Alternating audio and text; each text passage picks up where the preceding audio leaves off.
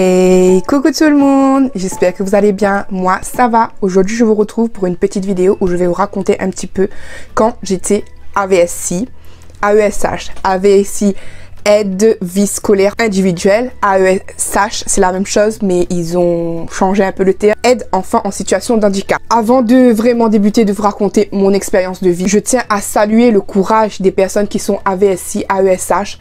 Je tiens à vous féliciter, de vous dire franchement bravo pour ce que vous faites, parce que moi-même ayant connu cette expérience pendant 11 mois, je sais que c'est pas un métier facile et surtout c'est pas un métier reconnu, c'est pas un métier où on va vous mettre en avant. Donc merci pour tout ce que vous faites, merci pour nos enfants porteurs d'handicap, merci à vous d'avoir cette place importante auprès de nos enfants. Voilà, maintenant je peux commencer. Cette histoire date d'avant Inoan, à peu près 6 ans environ. J'étais AVSI, donc AESH. Je sais pas trop le terme lequel utiliser parce que moi, on m'appelait AVSL, mais comme sur mon contrat, c'était écrit aide enfant en situation de handicap. Mais voilà, AVSI tout simplement parce que j'étais individuelle, c'est-à-dire normalement, j'étais dans des écoles pour un enfant. Sauf que sachez que moi, j'étais pas AVSI d'études. J'ai pas fait d'études pour être AVSI. J'ai eu ce contrat parce que j'étais tout simplement à l'école de la deuxième chance et j'ai passé un entretien. Et comme j'avais déjà 2 enfants auparavant, on m'a posé des questions sur est-ce que je connaissais le handicap, et moi comme j'avais mon petit cousin dans ma famille qui était aussi porteur d'handicap, ça m'a aidé aussi à répondre à certaines questions. Donc voilà, j'ai passé l'entretien, je l'ai réussi. Ensuite il fallait que j'aille voir la directrice de l'école où j'ai passé un autre entretien. Elle m'a reposé des questions. Les questions en fait elles sont très faciles en fait. On vous pose des questions sur la famille, sur l'enfant, et en gros ce qu'il y a à savoir c'est que vous ne devez pas divulguer en dehors de l'école des informations sur la famille ou sur l'enfant que vous vous occupez, et vous avez bien une place particulière. Normalement, vous n'avez pas le droit de parler aux parents de ces enfants-là en dehors de vos heures d'école. Normalement, en principe, on va dire. Pas en pratique, mais en principe.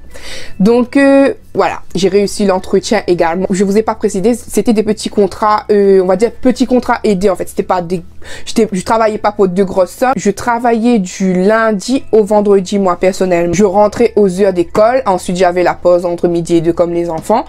Et je sortais à la sortie de l'école. Et il faut savoir que quand j'ai eu ce contrat, quand vous avez un contrat d'AVSI dans une école, je précise bien AVSI dans une école, principalement on vous nomme pour un enfant particulier. Quand on vous le précise sur votre contrat, vous êtes à la base pour un enfant particulier, mais vous avez plus d'heures. Par exemple, l'enfant, elle a une notification d'MDPH. Par exemple, je sais pas, cet enfant, vous travaillez supposons 25 heures, mais cet enfant a que 16 heures de notification. Donc ça voudrait dire que vous devez être avec elle que pendant 16 heures, et donc il faut compléter jusqu'à les 25 heures. Donc il vous reste 8 heures de temps. Donc pendant ces 8 heures, vous êtes à la disposition de la directrice de l'école. Je vous parle encore une fois de mon expérience à moi. Donc moi, la directrice m'a tout simplement, elle m'a dit que j'allais pas me tourner les pouces, bien évidemment. Donc j'avais les 8 heures qui me restaient, je devais m'occuper d'autres enfants. Alors là, je n'étais plus AVSI, je devenais multi-AVS. Non, plus sérieusement, quand on vous donne plusieurs enfants, vous êtes plus AVSI. Donc ça veut dire que je faisais mes heures officielles pour l'enfant dont j'avais sur le contrat. On va l'appeler City parce que je n'ai toujours pas le droit de divulguer ces informations, et voilà, je vois pas pourquoi je vous dirai non plus ces informations, c'est confidentiel. Et sur le côté, on m'a donné, parce qu'un autre enfant venait de perdre son AVS, qui a abandonné, je veux dire clairement, qui a abandonné au bout de quelques années, qu'il a abandonné l'enfant.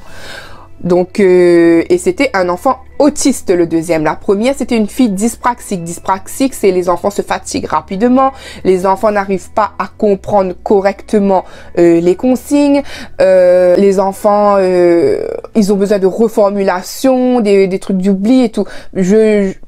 À cet instant-là, j'avais pas encore le souci de dire que Olivan était dyspraxique posé. Donc, je savais qu'Olivan avait un diagnostic de dyspraxique, donc je comprenais à peu près la fille. Il faut savoir, comme je vous ai dit, que quand on rentre dans le métier, on n'est pas formé, on passe juste un entretien pour les contrats aidés, je parle. Moi, je ne savais pas en profondeur les problèmes des enfants, parce qu'en vrai, on n'avait pas le droit, les parents pouvaient ou pas refuser de donner des précisions médicales sur le cas de leur enfant. Et je comprends.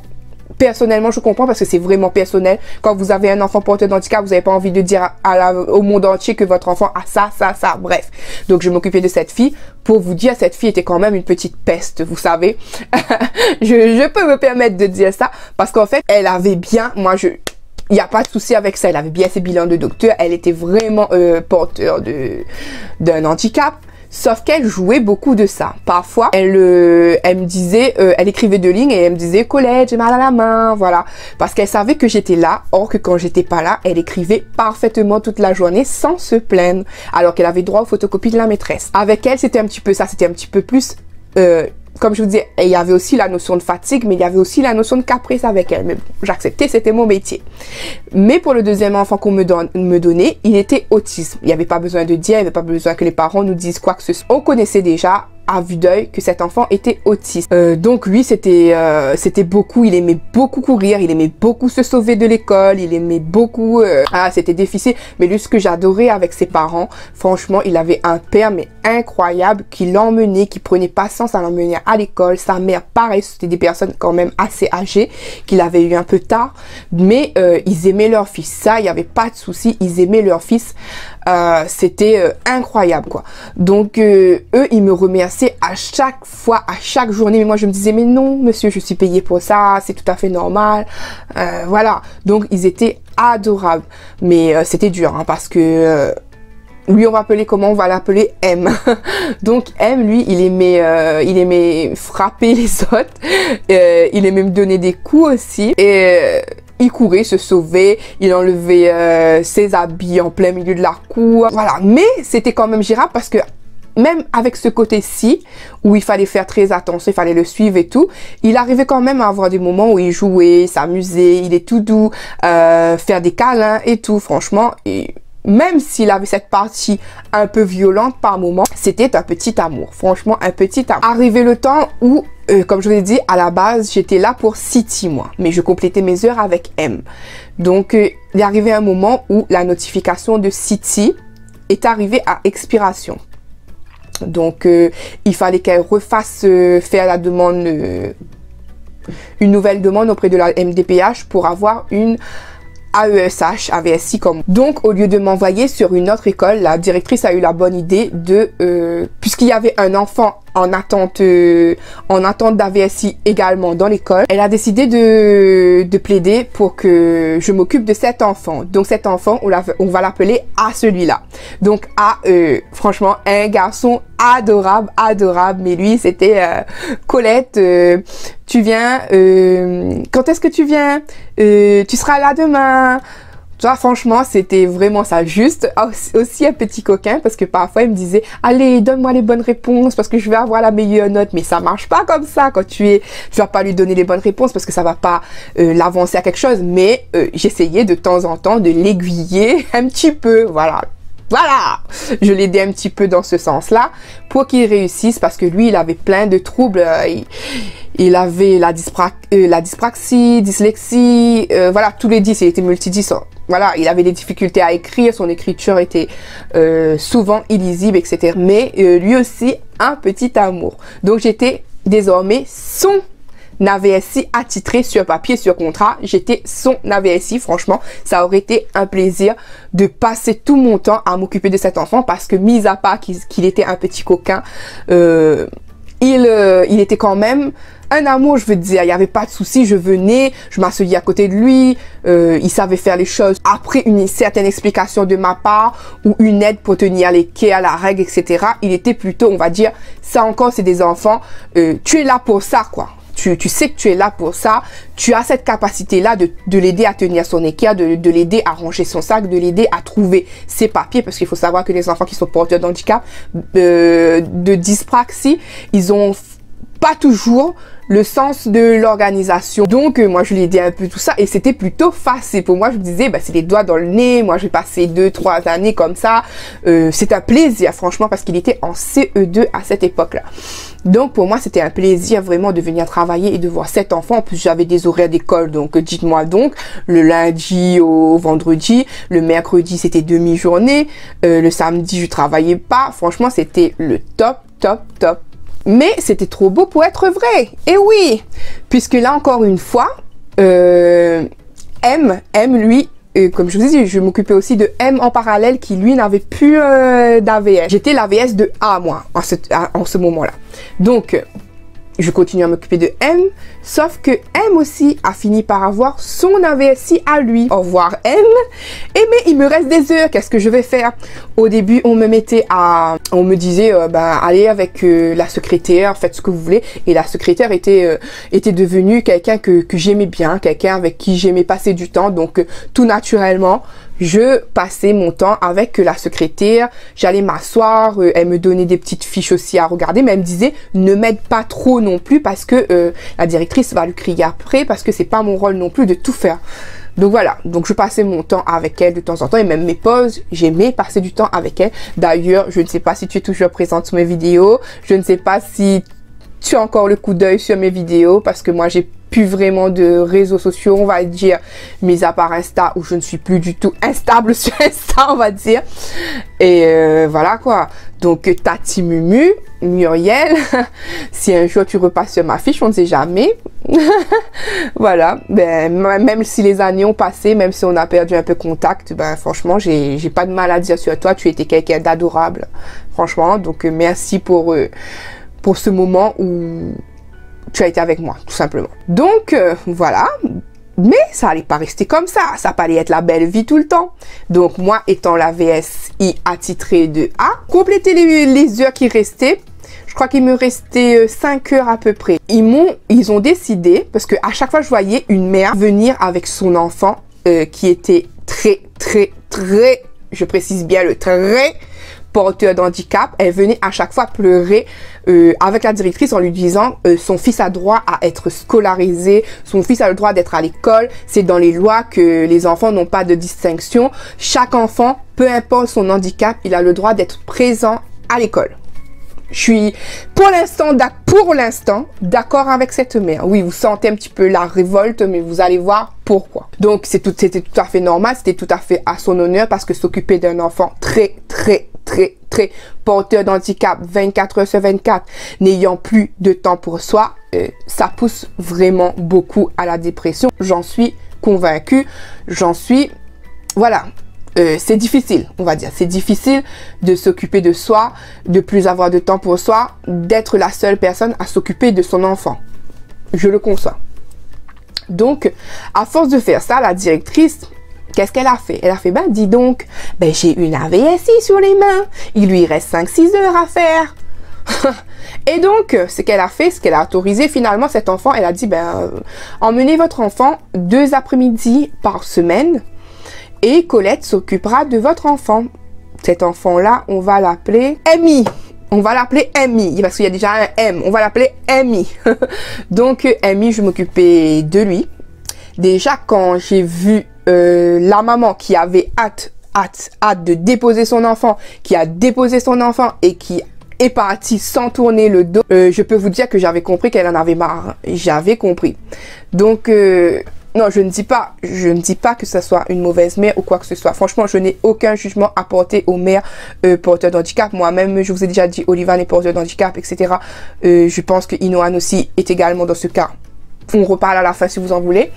Mais en gros, elle me la laisse. Et là, je comprends pourquoi il n'était pas encore scolarisé parce que les autres AVSI d'avant avaient justement abandonné à cause de ça. C'est malheureux à dire, mais elles ont dû abandonner leur poste parce que c'était vraiment trop dur.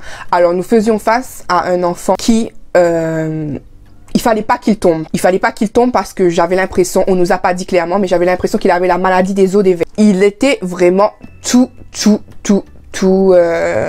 maigre. Je vais dire le mot maigre, c'est pas très joli, mais il était vraiment tout maigre, tout maigre. Ses vêtements tenaient à peine sur lui. Il avait un souci au pied parce qu'il mettait des godasses. Franchement, je sais pas ses problèmes de santé, parce que encore une fois, on n'a pas le droit de savoir, c'est personnel, mais il avait des semelles orthopédiques. Après, je sais pas si c'était à cause des os de verre. Des semelles orthopédiques, mais plus grosses que ses pieds. Elles étaient vraiment énormes, énormes, énormes. Et voilà, on nous met avec l'enfant comme ça, on nous dit, voilà, il est à vous. On vous dit un peu comme si que vous étiez une nounou, une garderie, tout simplement. On vous dit juste ça. Il faut pas du tout qu'il tombe, parce que ça peut être fatal. Il faut pas le laisser à côté d'un autre enfant, parce qu'il est vraiment violent, agressif. Faites attention à votre bras ou à votre cou, parce qu'il mord. Déjà là, faites attention à mon bras et à mon cou. Comment je dois le prendre, je sais pas trop. Il donne des coups, et il est super, super violent. Donc, comment faire le contre et il n'est pas propre. Il n'est pas propre, mais il n'a pas de couche. Parce que quand un enfant vient à l'école à 6 ans, il est supposé ne plus avoir de couche quand il est scolarisé. Il n'a plus de couche. Et je dois, moi, comprendre, quand il met la main apparemment sur ses parties intimes, comprendre qu'il a besoin de partir aux toilettes. Ok, beaucoup d'informations à assimiler. Voilà, alors ça se passait difficilement, parce qu'il fallait que je le fasse participer à toutes les activités de la classe. C'est-à-dire, si la classe faisait peinture, il fallait que j'essaie de lui faire de la peinture. Donc, essayer de mettre un pinceau dans ses mains. Mais lui ne veut pas, parce que il était porteur d'handicap. Je ne sais pas ce qu'il avait, mais on peut facilement comprendre. Je ne sais pas si il avait un problème mental. Je ne sais pas. Comme je vous dis, voilà, je ne sais pas s'il avait un problème mental ou quoi. Mais lui, tout ce qu'il tenait dans les mains, il voulait faire du mal aux autres avec. Donc, on lui donnait des pinceaux, il voulait pointer l'œil des enfants. Je le mettais à soi pour écouter les comptines. Il tirait les cheveux des petites filles juste au devant, ou mettait des coups de pied dans le derrière des garçons. Je le faisais des câlins pour qu'il se calme. Il me mordait les bras, me mordait les seins. Vous voyez un peu le genre. Je lui parlais gentiment, je lui caressais la joue, c'est pareil. Il me mordait les doigts, ou il me faisait des griffures. Moi aussi, mes cheveux y passaient, quoi. J'étais toujours obligée de faire des chignons. Et j'étais obligée de jamais porter de bijoux, parce qu'une fois, il m'a tiré les oreilles. Heureusement que les boucles, elles s'étaient détachées, parce que sinon, j'aurais plus eu d'oreilles, quoi. Par-dessus le tout, le fait que... Comment faire avec ça? Dites-moi bien. L'enfant est à demi propre. Il sait pas partir aux toilettes seul, donc vous l'emmenez. Ok, vous êtes là pour ça. Oui, mais vous n'avez pas le droit de le toucher. En règle, hein, en règle, je vous dis. En règle. En principe. Pas en pratique. C'est ça le problème, c'est qu'on te donne des informations, on te dit ça, mais on te dit ça aussi. Moi, c'était souvent comme ça, c'était dur. La récréation, là, c'était plus une joie de venir travailler. Quand j'avais j'étais super contente, mais quand je savais que j'avais MI, c'était toujours la panique dans ma tête. C'était comme si que je venais en dépression. C'était, je me disais, comment je vais faire, comment il sera aujourd'hui, est-ce qu'aujourd'hui il va me mordre, est-ce qu'aujourd'hui il va faire mal à quelqu'un d'autre. Il faut savoir que chaque fois qu'il faisait mal à un autre enfant, ben bien sûr ça répercutait sur moi. Voilà, parce que c'était moi qui étais censée le surveiller, c'est moi qui est responsable de cet enfant. Et parlons plus, j'avais la frousse qu'il tombait et que c'était fatal pour lui, parce que là j'aurais eu les blessures d'un enfant sur la conscience. Donc comment faire avec tout ça? Et ben là, c'était, comme je vous dis, c'était la boule à la gorge, le cœur serré, que j'allais travailler tous les jours. C'était difficile. Donc à chaque fois, je disais à chérie, je veux pas partir, je veux me mettre en arrêt, je suis malade, je suis pas bien. Donc voilà. Et c'était pareil, hein, ses parents, eux, ils étaient contents. La mère, on dirait qu'elle attendait ça depuis des années. C'était sans la juger, je la connais pas, franchement, je la connais pas. Elle revenait maintenant avec des ongles refaits, du maquillage, de la coiffure. Franchement, elle a trouvé du temps pour elle. Et là, elle a eu raison de profiter. Mais elle demandait même pas comment s'est passée la journée de son garçon, rien. Si ça se passait bien avec moi, rien. Voilà quoi. Elle, c'était l'heure de venir récupérer l'enfant, elle dépose. Et même parfois, l'heure de déposer l'enfant, elle arrivait même 10-15 minutes d'avance, quoi. Et moi, la directrice, une fois, je me suis fait engueuler parce que elle était arrivée, elle me l'a lâché comme ça dans la cour de récréation et c'était pas encore l'heure. Mais parce que moi, faut savoir que j'étais assurée dans mon métier à telle heure avec cet enfant et pas avant. Donc moi, une fois croyant bien faire, parce que la mère, elle a lâché, elle est partie, ben j'ai eu sur mon dos avec la directrice. Et du coup, la directrice est allée lui parler à la sortie de l'enfant. Elle lui a dit non, hein, elle n'est pas responsable de votre enfant de telle heure à telle heure. Et puis voilà. Hein. Et qu'est-ce qu'elle a fait? Elle a rien dit, elle a juste souri. Hein. Voilà quoi. Donc elle a essayé à plusieurs reprises de refaire ça, mais la directrice veillait au grain cette fois-ci. À chaque fois qu'elle savait que la femme amenait son enfant, elle se mettait devant le portail et elle disait non, c'est pas encore l'heure. Donc voilà, on a continué un peu comme ça. Moi toujours ma boule au ventre toujours. Je voulais même dès le début. Au bout de mes 6 mois de travail, je pensais déjà à démissionner, quoi. J'en pouvais plus. Même quand je trouvais la secrétaire à midi, Tati Mumu, ben je lui disais non, moi je pense pas que je vais continuer comme ça. J'en peux plus. Je vais démissionner. C'est vraiment trop dur. Je comprends qu'il y a des parents qui ont besoin de souffler, qui ont besoin de faire leur petite vie, que leurs enfants ont besoin d'école, sauf que là, on pouvait rien faire avec lui. C'est même pas que tu peux lui apprendre des activités, parce que franchement, il faut savoir que j'ai été beaucoup patiente, j'ai essayé de faire avec lui, j'ai essayé de lui faire plein de gestes d'affection, je lui faisais des bisous, et même quand il frappait, je m'énervais pas, je lui disais mais non, il ne faut pas, et même quand il me mordait, je lui criais pas après, je lui faisais comprendre, je lui regardais dans les yeux, je lui ai dit non, ce que tu as fait, ce n'est pas bien, parce que moi j'ai eu très mal, tu me fais de la peine quand tu fais ça et tout. Franchement, je pense avoir été très patiente et mais je dois vous dire, vous allez pas aimer ce que je vais dire, mais moi je pense qu'il y a certains enfants, les parents, c'est pas de notre faute ou la faute de l'école si c'est impossible d'accueillir vos enfants. C'est que vraiment, vos enfants doivent être dans des établissements spécialisés. Mais malheureusement, les établissements spécialisés, il n'y a pas de place. Les places sont dures à avoir, donc ça fait que les parents se retrouvent dans une certaine détresse et la moindre porte de sortie, ils vont la prendre. Et je comprends totalement ça, sauf que derrière, vous vous êtes libérés, mais derrière, il y a un autre humain qui souffre. Oui, c'est son métier, oui, bien sûr, mais son métier n'est pas de souffrir. Son métier est de venir travailler et de s'occuper des enfants qui ont au minima l'envie de travailler ou au minima puissent au moins passer un moment où il soit calme. Quand cet enfant était là, c'était toujours la course au speed pour moi, parce que comme je vous ai dit, il devait pas tomber, mais il courait. Donc, il fallait que moi, je me mette à courir derrière lui pour pas qu'il se tombe. Il fallait qu'à chaque fois, je faisais barrière. J'avais même plus mes pauses. Parce que normalement, pendant la récréation, c'est la pause de la VSI. Elle surveille l'enfant de loin, mais moi, j'avais plus de pause. Je pouvais même pas aller aux toilettes quand j'étais avec cet enfant. Je pouvais rien faire. Et moi, ayant la colopathie fonctionnelle, comme je vous ai déjà expliqué, le stress engendre telle chose. Et je peux vous dire que parfois, je me retenais parce que dès que l'école terminait, je courais aux toilettes et je pleurais parce que c'était, je vais dire le mot cru, quand on pousse quelqu'un qui a une colopathie à plus de stress, le transit, ça va pas, hein, ça va pas. Donc, oui, vous m'avez pas dit de faire ce métier. Il faut avoir le cœur solide pour faire ce métier, etc. Oui, sauf que moi je dirais que c'est une contrepartie, qu'on demande beaucoup aussi. On peut être humain, mais il faut pas oublier que l'autre aussi est humain, tout simplement. Parce que moi, j'oublie pas que cette maman avait besoin d'une porte de sortie, mais comme je n'oublie pas que moi, j'aurais aimé continuer ce travail, mais que le fait d'avoir eu cet enfant-ci, ça m'a trop mise en dépression. C'était trop dur, c'était trop dur. Je vous disais, je rentrais à la maison avec des gros coups de bleu. Franchement, c'était dans un vieux téléphone, j'ai plus les photos, mais j'avais des bleus sur les bras, aux avant-bras, des bleus à l'estomac, des bleus dans le ventre, des morsures au ventre, des morsures au bras, des morsures dans le cou. C'était dur, franchement, c'était dur, hein, et je savais plus quoi faire. J'étais désespérée à chaque fois parce que j'ai tout essayé, la gentillesse, le calme, le poser un peu d'autorité par moment. Rien ne fonctionnait, rien.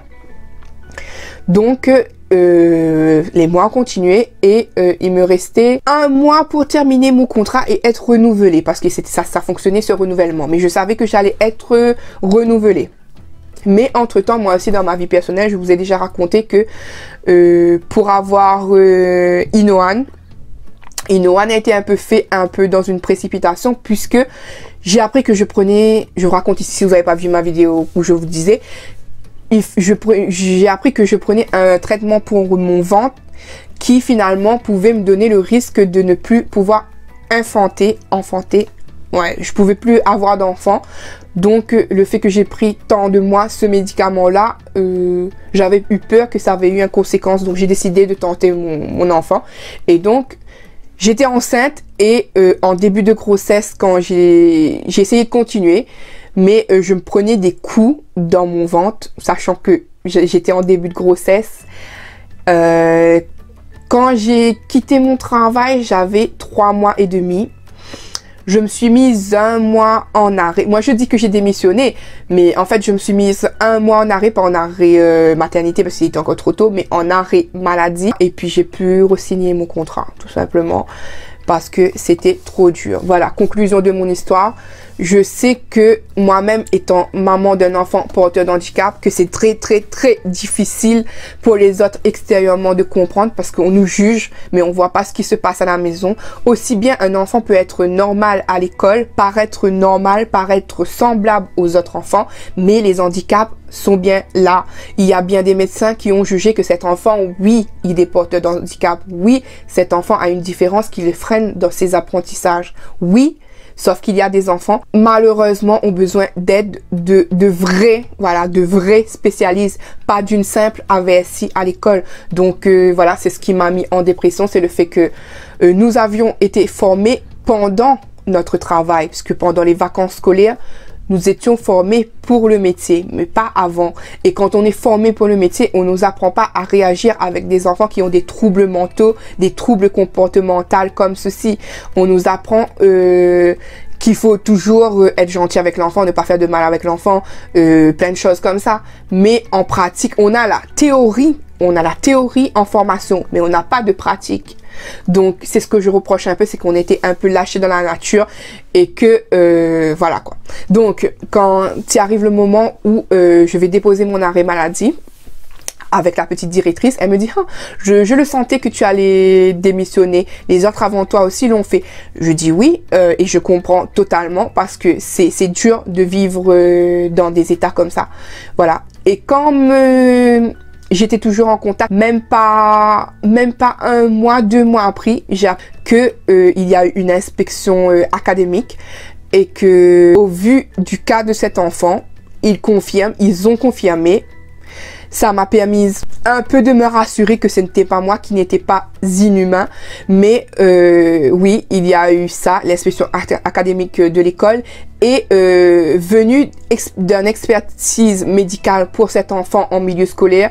Et ils ont jugé inapte que cet enfant n'avait pas le droit d'être scolarisé avec des enfants sans trouble, des enfants lambda. Parce que cet enfant était malheureusement... il avait trop de troubles mentaux, comportementaux. C'était un danger pour les autres enfants tout simplement. Et on pouvait pas lui donner une place à l'école et mettre la vie des autres enfants en danger parce que c'était vraiment trop dur. Donc, moi, ça m'a un peu... Mais c'était trop tard, j'avais déjà démissionné, j'avais pu reconduire mon contrat, j'étais enceinte. Donc, j'ai plus continué dans cette voie-là ensuite parce que ça m'a trop marqué. Je peux vous dire que quand je vous dis que je pleurais arrivé à la maison, c'est que je pleurais. Hein. Parce que je mettais mes 2 bras comme ça, je montrais à Yannick que voilà quoi, que c'était... j'ai encore l'émotion parce que je me mets encore dans cette phase-là où je me dis que j'ai pas pu gérer un enfant, que j'ai été... Pour moi, c'est comme si j'ai été méchante parce que j'ai pas voulu m'occuper de cet enfant. Mais j'essaie toujours, à l'heure d'aujourd'hui, encore de me déculpabiliser et de me dire non, cet enfant devait être en soins spécialisés, pas dans une école où il n'a pas ces soins-là qu'il a. Et voilà, maintenant je vais parler en tant que maman. en tant que maman. Alors oui, je suis maman d'un porteur d'handicap. Olivan est porteur d'handicap, comme vous savez souvent. Il est multidys, à forte connotation dyspraxique.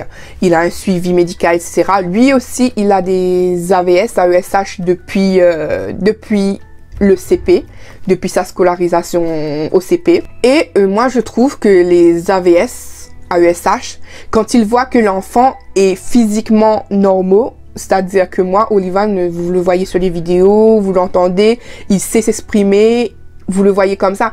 Mais s'il a des bilans, c'est pas pour rien, je vais pas détailler non plus toute la vie de mon fils, mais il suffit de taper sur internet, multidys, dyspraxie, vous allez tomber sur un compte, sur plein de choses, qui vous expliquera un peu les soucis de ces enfants-là.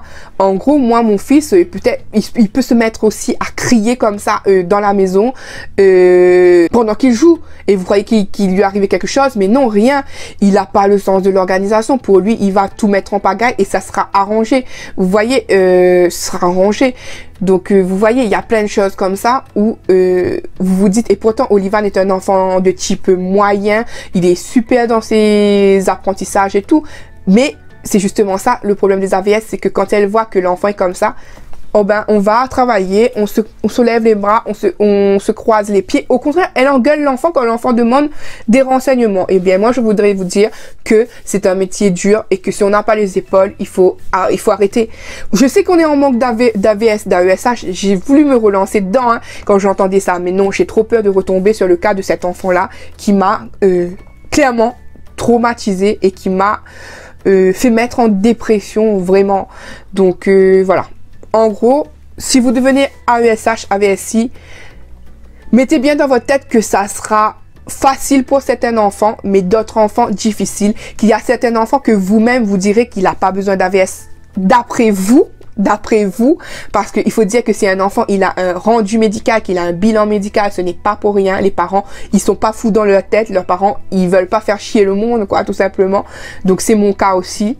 L'AVS de mon fils est un peu en roue libre bien souvent, mais voilà, c'est comme ça quoi. Écoutez, j'espère que cette petite vidéo vous a plu. Vraiment, c'était en aucun cas pour dénigrer ni les parents d'enfants porteurs d'handicap, ni les AVS, parce que dans les deux cas, moi je suis les deux, j'ai été AVS et je suis maman d'un enfant porteur d'handicap. Moi je me dis qu'il faut essayer de trouver le juste milieu. Il faut trouver le juste milieu, c'est pas facile ni pour l'une ni pour l'autre. Et encore une fois, remercier vraiment les personnes qui font ce métier, les personnes qui s'impliquent sincèrement. Hein. Je parle pas des personnes qui sont là, ouais, métier facile, au moins je travaille, je croise les doigts, patati patata. Non, moi je parle des personnes qui s'impliquent vraiment pour ces enfants-là, qui ne jugent pas les parents qui sont justement ces parents-là, qui se battent, oui, parce que c'est un combat, on se rend pas compte, mais c'est un combat pour nous d'obtenir des bilans pour nos enfants, de se dire que nous aussi en tant que parents, vous croyez que c'est un plaisir de dire que notre enfant est porteur d'handicap? Non, c'est pas un plaisir, mais c'est un long travail d'accepter et de finir se battre pour que son enfant ait ses justes droits dans la vie scolaire comme dans la vie de tous les jours. Voilà, tout simplement. Voilà, j'espère que cette petite vidéo vous a plu. Moi, c'était mon expérience de vie que je voulais partager avec vous. Vous savez que moi, j'aime bien faire ce genre de contenu. J'aime bien vous raconter mon histoire, mes expériences du passé. J'espère que cette vidéo vous a plu. Moi, quant à moi, je vous fais à tous et à toutes de très gros bisous et je vous dis à bientôt pour une prochaine vidéo. Bye bye.